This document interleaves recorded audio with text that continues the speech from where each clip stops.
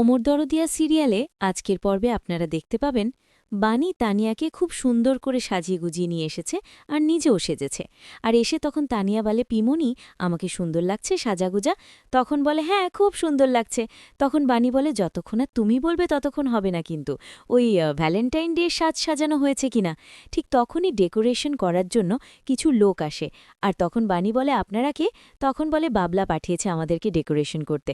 তখন অন্তরা বলে, হ্যাঁ আমি ফোন করেছিলাম, আসুন আপনারা ভালো করে ডেকোরেশন করেন। আর ঠিক তখনই বিদ্যুৎও সেখানে ছদ্মবেশে ঢোকে। আর তখন বানি বিদ্যুৎকে দেখে বলে, আপনি? তখন বলে, হ্যাঁ, মানে বলে কাশি শুরু হয়ে যায়। তখন বানি বলে, ঠিক আছে, আপনাকে কথা বলতে হবে না, আপনি আপনার কাজটা শুরু করে। ঠিক কাজটা করা হয়ে গেলে সব লোকজন চলে যায়। তখন ওখানে চলে আসে অনিরুদ্ধ। আর এসে সেখানে তানিয়া বলে, বাবা হ্যাপি ভ্যালেন্টাইন ডে, তুমি পছন্দ হয়েছে? খুব সুন্দর করে আমি সাজিয়ে গুজিয়েছি কিন্তু। তখন বানির মামনি বলে, হ্যাঁ, তানিয়া কিন্তু বাবার রং সাজ পোশাক সব কিছু ঠিকঠাক করে রেখেছে। আর তখন তানিয়া বলে, শুধু আমি না একা, বাবা মাও করেছে। তখন বানির কাছে যায় আর বানি বলে, এত মন খারাপের মধ্যেও এইটুকু করেছি, আপনার ভালো লাগছে এই পুজোর আয়োজনটা? তখন এটা শুনে অনিরুদ্ধ অবাক হয়ে যায় যে এটা পুজোর আয়োজন। তখন সাথী পাশে দাঁড়িয়ে থাকলে সাথী তখন হাসাহাসি শুরু করে দেয়। এদিকে তখন বিদ্যুৎ আর মলিন দরজার আড়াল থেকে সব কিছু দেখে। এবার তোমাদের বোমটা ব্লাস্ট করব।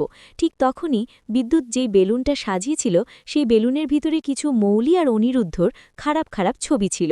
আর সেই ছবিগুলা মেঝে পড়ে যায়। আর তখন সাথী বলে, এগুলো সব কি? আমি তো বুঝে উঠতে পারছি না। তখন ওখানে ছবিগুলা কুড়িয়ে তোলে বানি। আর ছবিগুলা দেখে যে মৌলি জড়িয়ে ধরেছে অনিরুদ্ধকে।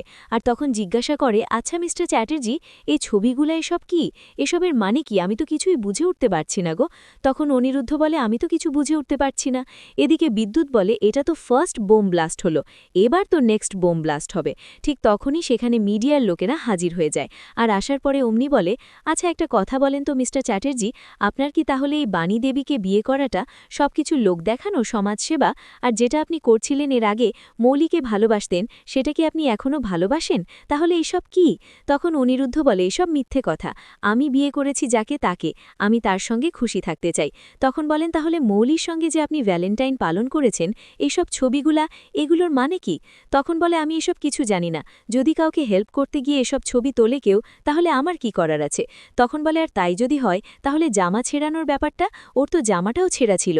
ঠিক তখন তানিয়া বলে, মা বাবাকে ওই দুষ্টু আন্টিরা কি বলছে এসব কথা? তখন বানি বলে, মামাম তোমাকে এসবের মধ্যে থাকতে হবে না, বড়দের মধ্যে মামুনি তুমি ওকে নিয়ে ঘরে যাও। তখন ওর মামুনি এসে তানিয়াকে ঘরে নিয়ে চলে যায়। এদিকে তখন আবারও জিজ্ঞাসা করে মিডিয়ার লোকেরা।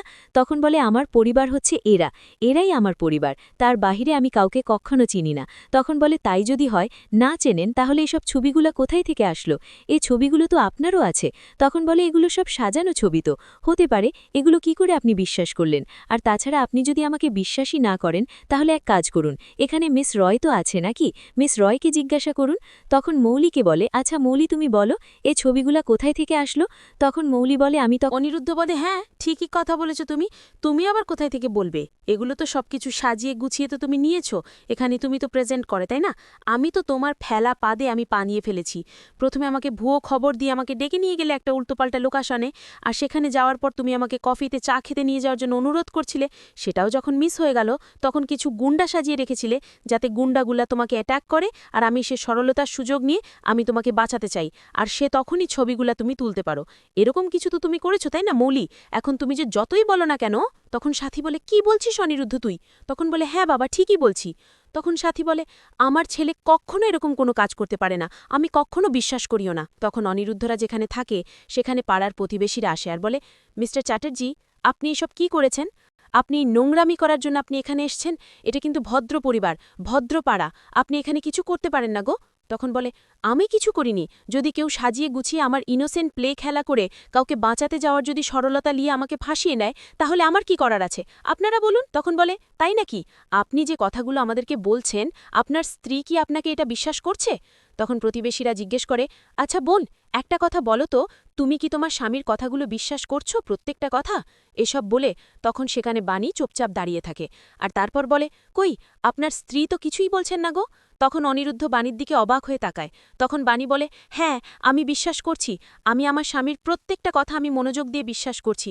আর এটাই সত্যি, আমার স্বামী কোনো অন্যায় কাজ করে না। তার প্রমাণ হচ্ছে আমার স্বামীর হাতে যে চোটটা আছে, এটাই বোঝা যায় যে ওখানে গিয়ে কোনো ধস্তাধস্তি হয়েছে আর সেখানে চোটটা পেয়েছে। আপনারা তো খুব শিক্ষিত মানুষ, তাই না? আপনাদের কি মন বলছে? আপনাদের এই হাতের চোটটা দেখে কি মনে হচ্ছে যে উনি যে কিছুক্ষণ আগে কারো সঙ্গে মারামারি করে এসেছে? সেটা আপনি বুঝতে পারছেন না?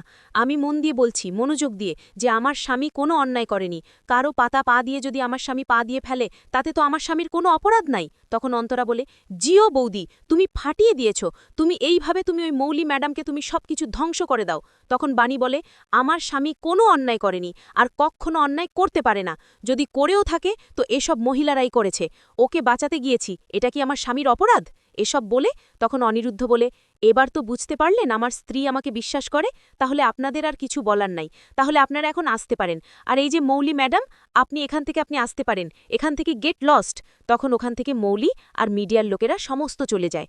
আর তখন প্রতিবেশীরা বলে, ঠিক আছে, দুদিনের মধ্যে কিন্তু সব প্রমাণ করতে হবে যে এখানে অনিরুদ্ধের কোনো দোষ নেই, বলে সেখান থেকে চলে যায়। তখন সাথী কান্নাকাটি করে, আর হে ভগবান, সাদা জীবন কি আমাদেরকে এই বিপদেই জিততে হবে? তখন বাণিজার বলে, মামুনি, তুমি কেন কান্না করছো? তুমি কান্না করবে না। এদিকে দেখা যায় যে পিনাকি আর পিনাকির বাবা সেখানে বসে আছে। আর নয়রা কিছু ছবি নিয়ে আসে হাসতে হাসতে, আর ওদের দুজনের হাতে ধরে দেয়। তখন ছবিগুলো ওরা দেখে আর বলে, এটা কিসের ছবি? আর নন্তা তখন আনন্দে আত্মহারা হয়ে হাসাহাসি করে বলে, সব কিছু ঠিক হয়ে গেছে, সব কিছু ভালোভাবে এবার হবে। ওই ভূতের নাম ঘাট থেকে আমার নাতনিটা নেমে এসেছে। এসব বলে অনুরুদ্ধ তো চলে এসেছে।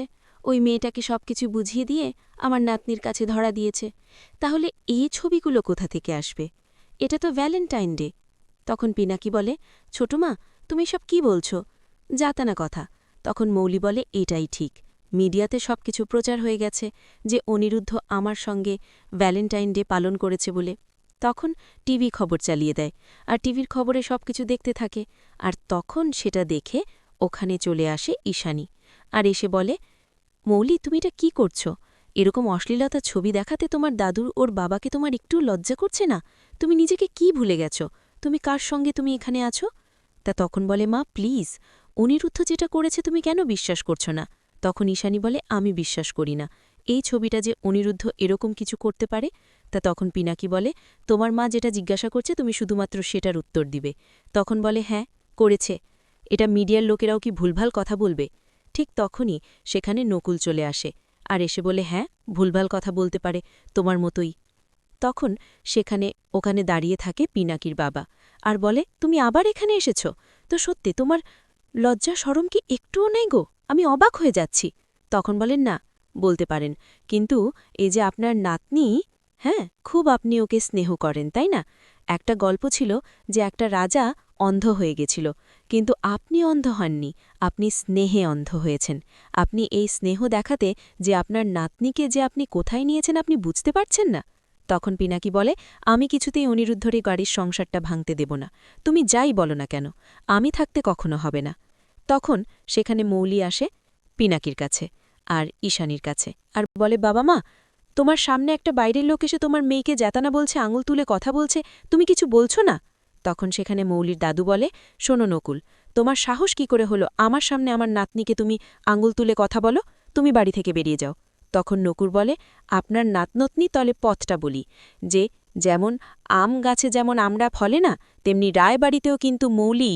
এ বলতেই সেখানে নয়নটা চলে যায় আর বলে, ও, তুই বলতে চাচ্ছিলি যে এ রায়বাড়িতে ওরকম মৌলির মতো জেদি একটা মেয়ে থাকতে পারে না, এটাই তো বলছিল বাবা। ঠিক আছে বাবা, তুই এখান থেকে বেরিয়ে যা। আর মন আস্তে আস্তে বলে, শোন, তোর মায়ের দিব্যি কিন্তু, তোর মায়ের মরা মুখ দেখবি তুই যদি এখান থেকে না যাস। তখন বলে, আমাকে সত্যিটা তো বলতে দাও আগে। তবে না, আমি বলতে দেব না। তখন মৌলির দাদু বলে, কি হলো, এখনও তুমি দাঁড়িয়ে আছো, তুমি যাচ্ছ না?